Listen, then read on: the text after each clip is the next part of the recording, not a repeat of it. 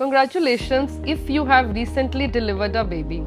Delivery चाहे vaginal हो या सिजेरियन सेक्शन, बॉडी को हील होने के लिए टाइम चाहिए होता है। लेकिन सिजेरियन सेक्शन के बाद आपको रिकवरी प्रोसेस को लेकर एक्स्ट्रा केयरफुल होना चाहिए।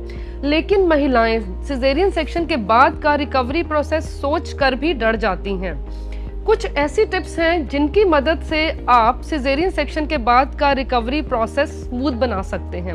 तो आइए इस वीडियो में देखते हैं सिजेरियन सेक्शन के बाद का रिकवरी प्रोसेस कैसे इजी और फास्ट किया जा सकता है। नमस्कार दोस्तों, मैं हूं doctor Ekta Bajaj, senior consultant obstetrics and gynaecology. आज हम डिस्कस करेंगे recovery tips after caesarean section and some dos and don'ts after caesarean section. ऐसे ही हेल्थ रिलेटेड वीडियो को देखने के लिए हमारे चैनल को सब्सक्राइब करें एंड बेल आइकॉन को प्रेस करना ना भूलें ताकि ऐसे हेल्थ रिलेटेड वीडियो आप मिस ना करें। तो चलिए डिस्कस करते हैं tips for easy recovery after caesarean section. सबसे पहले हम बात करेंगे सिजेरियन सेक्शन स्कार का ख्याल कैसे रखना है।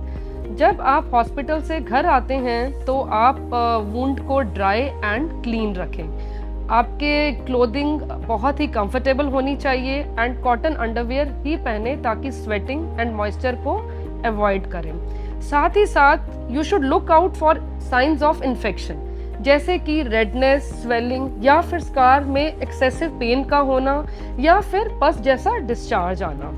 इसके अलावा आप अपने एब्डोमेन को सपोर्ट करें, specially during sneezing, coughing, laughing.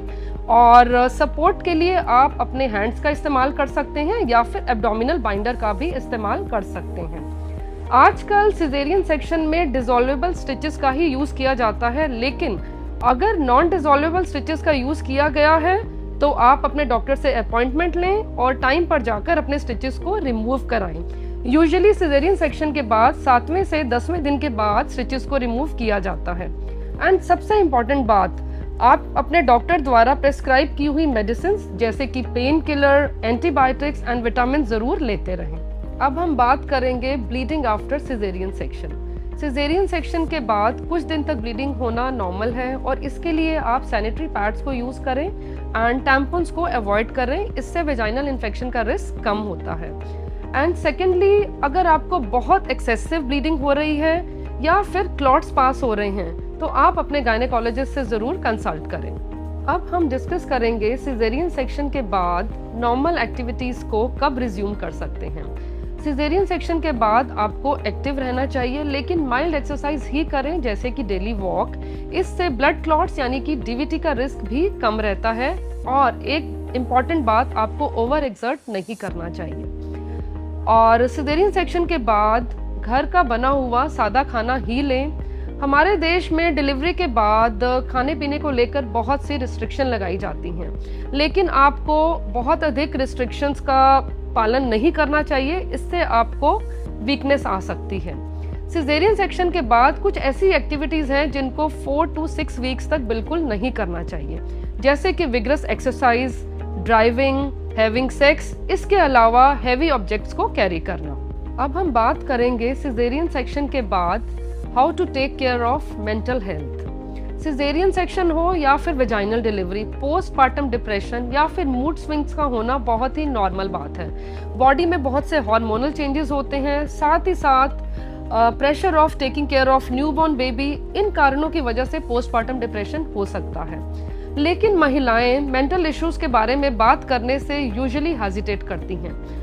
जब भी आपको डिप्रेशन के सिम्टम हो तो आपको अपने पार्टनर से डिस्कस करना चाहिए, अपनी फैमिली और फ्रेंड्स के साथ डिस्कस करना चाहिए और उनकी सपोर्ट और हेल्प लेनी चाहिए। एंड मेडिकल हेल्प के लिए आप अपने डॉक्टर से ज़रूर कंसल्ट करें ताकि टाइमली इसका इलाज शुरू किया जा सके। अब हम डिस्कस करेंगे सिजेरियन सेक्शन के बाद कौन सी ऐसी कंडीशंस हैं जब आपको इमीडिएट मेडिकल हेल्प की ज़रूरत होती है।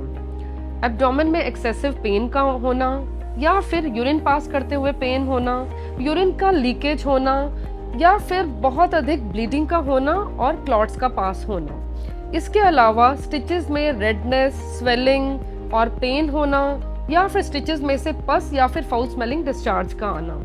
अगर आपको लोअर लेग्स में बहुत अधिक पेन है या स्वेलिंग है तो ये डीवीटी यानी कि क्लॉट्स का भी एक साइन हो सकता है।